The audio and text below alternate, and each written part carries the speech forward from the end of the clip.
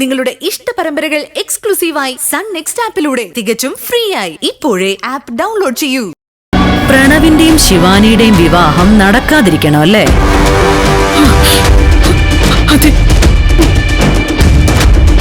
Okay, ഞാനത് മുടക്കിത്തരാം.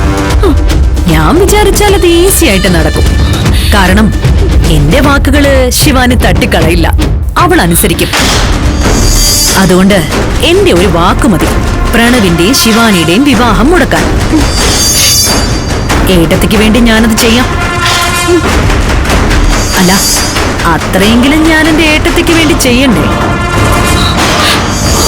പക്ഷേ ഈ ഉപകാരം ഞാൻ ചെയ്തു തരുമ്പോ പകരം ഏട്ടത്തി എനിക്ക് വേണ്ടി എന്ത് ചെയ്യും?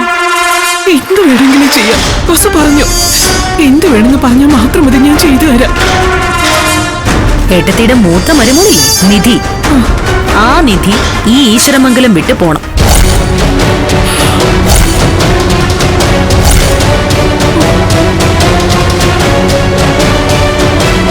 എന്റെ ഗൗതമിന്റെ ജീവിതത്തില് ഇന്നു മുതൽ നിധി എന്നൊരു പെൺകുട്ടി ഉണ്ടാവാൻ പാടില്ല.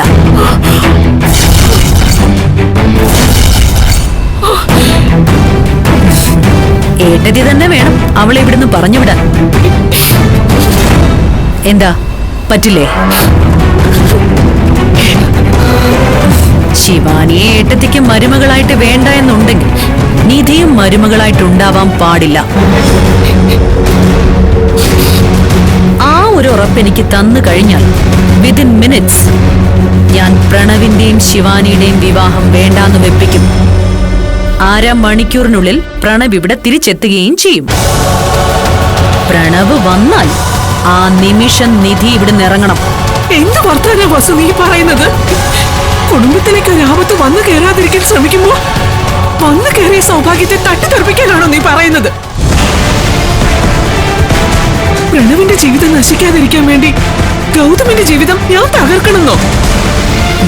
അയ്യോ, ഞാൻ പറഞ്ഞത് ഗൗതമിന്റെ കാര്യമല്ല, നിധിയുടെ കാര്യമാണ്. അവള് ഗൗതമിന്റെ ഭാര്യയായി ഇനി ഈ വീട്ടിൽ വാഴാൻ ഞാൻ അനുവദിക്കില്ല. അത്രയുള്ളൂ. നിധി ഈ വീട്ടിൽ നിന്ന് ഇറക്കി വിട്ടാ പിന്നെ ഗൗതം സന്തോഷമായിട്ട് ജീവിക്കുന്ന നീ വിചാരിക്കുന്നുണ്ടോ? അതിനെക്കുറിച്ച് നീ ഒന്ന് ആലോചിച്ചു നോക്ക്. എന്നേക്കാൾ കൂടുതൽ അവൻ അമ്മയെന്ന് വിളിക്കുന്നത് നിന്നെയല്ലേ? ആ മോന്റെ ജീവിതം നശിക്കണം എന്നാണ് നീ ഇപ്പൊ പറയുന്നത്. അത് നടക്കില്ല വസു. നടക്കണം. ശിവാനി ഈ വീട്ടിലേക്ക് കയറാതിരിക്കണമെങ്കിൽ നിധി ഇവിടുന്ന് പോയിരിക്കണം.